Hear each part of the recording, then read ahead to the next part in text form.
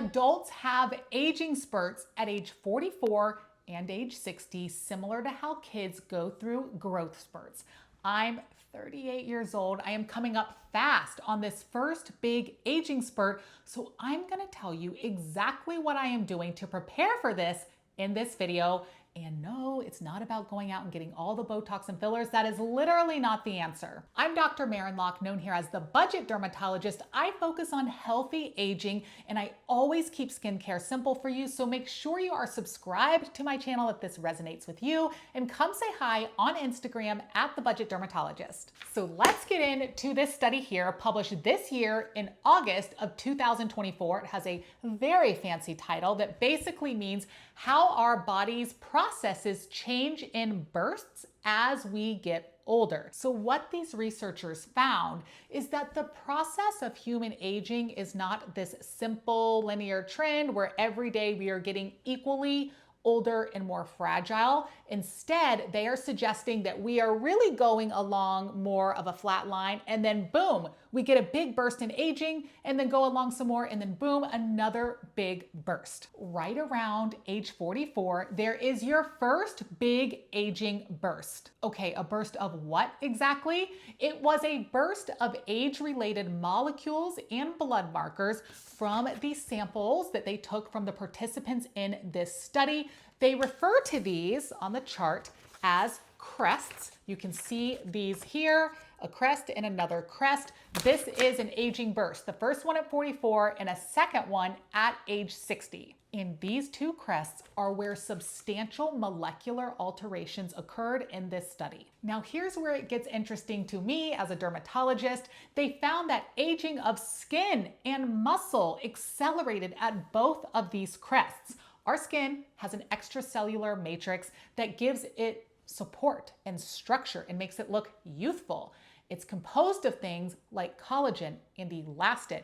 But as we hit these aging crests, our body starts to struggle with maintaining this matrix, which leads to thinner, less resilient skin. The research here is also highlighting specific issues with molecules that help organize the skin's structure, like phosphatidylinositols and glycosaminoglycans. So when these become dysregulated, our skin loses its ability to stay firm and hydrated. So all of this to say, when you hit these two crests, you may notice this dramatic kind of out of nowhere change in your skin, that you feel like you notice more sagging, fine lines or wrinkles, maybe even a more dry or rough texture. Basically, you just feel like you look in the mirror one day and look way older. And as for muscle, this study also reveals that the loss of muscle mass increases at these bursts as well.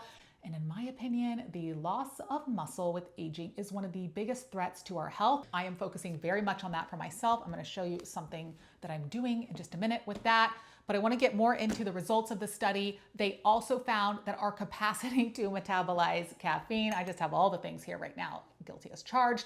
This underwent a notable alteration around the age 40 and 60. So both of the aging crests, where you start to have a harder time tolerating and metabolizing your caffeine. Same for alcohol. I actually don't have that here right now. Around age 40, the ability to metabolize alcohol significantly decreased.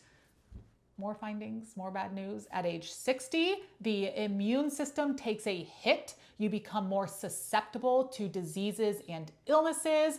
There is a decline in kidney function and carbohydrate metabolism that was seen around the age 60 crest as well. These are all really eye-opening and thought-provoking findings from this study. Of course, there are limitations, which I will briefly mention at the end of this study.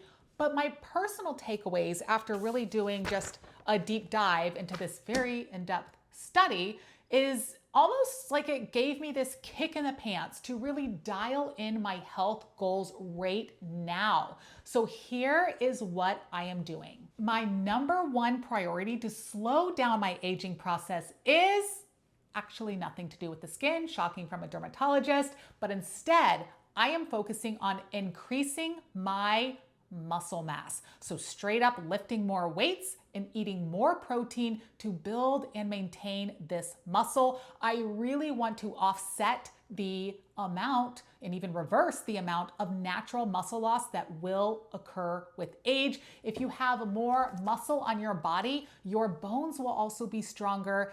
And I believe that this is the most important thing that we can do to slow down our aging. Now, I mentioned this earlier, creatine. This is a supplement I am taking that I think is very important, especially for women, to maintain and build muscle. It's super affordable. It is not fancy. You do not need fancy. You don't want fancy. I'm going to link this high quality one below, very affordable. Link it in the description. There are numerous benefits besides or beyond just building muscle that creatine has for you and your body. It's something that I have been prioritizing a lot in the last year. So I'm going to link this one below. And I'm going to link below this book that I have been reading. It's called Forever Strong. The link is in the description. It is very educational to teach you about how important muscle is for your body, and it's just very motivational. So I'm going to link that one below for you too. Now we can talk skin. My main focus for my skin to slow down aging is to stop collagen breakdown and even try to build new collagen in the skin. So this is exactly how I am doing it. There are 3 things. Number 1, oral collagen supplementation. This is the collagen that I've been taking for 3 years. I found this on my own after major and multiple deep dives into oral collagen supplementation. Yes, this actually works. Collagen you take by mouth makes it to your skin and it works. It's science. Again, I'm linking this below in the description. It's my favorite one and it tastes great. So basically, collagen is broken down into smaller fragments called peptides during digestion. These peptides are absorbed into your bloodstream and they can signal your own body to increase its own collagen production.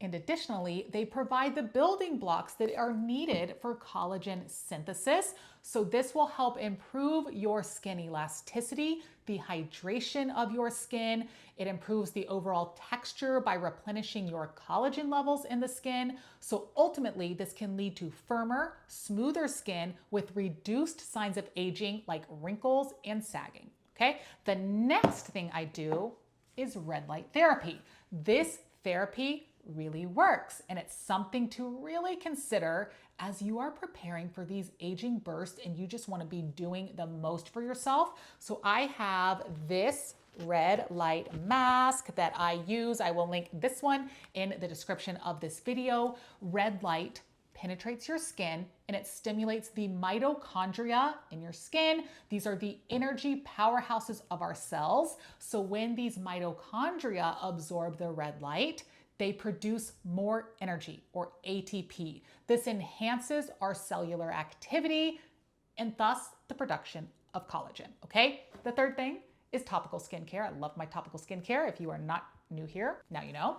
I focus on retinoids. This is the retinaldehyde form of retinoids that I am currently using. I will link some of my favorite ones below.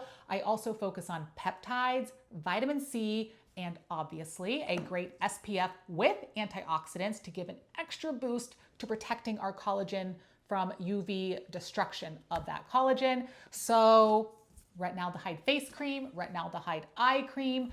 I'm gonna link some of my favorite anti-aging topical skincare in the description of this video. Now, another main focus that I think we really need to get control of, most people will not like this one, I don't like this one, but as we near these aging bursts, we need to limit or maybe even consider eliminating our consumption of caffeine and alcohol. Knowing that our ability to handle these in our diet really decreases, especially at these particular ages, we should make plans now on how we are going to limit or even eliminate these completely. I know that's easier said than done, but let's think about that. And of course, as a doctor, I have to mention this one. We need to stay up to date with our health screenings, you guys. It is very crucial to maintain our good health, to prevent disease or even catch diseases very early. Now, before I talk about the limitations of this study, let me share with you what Many of you have shared with me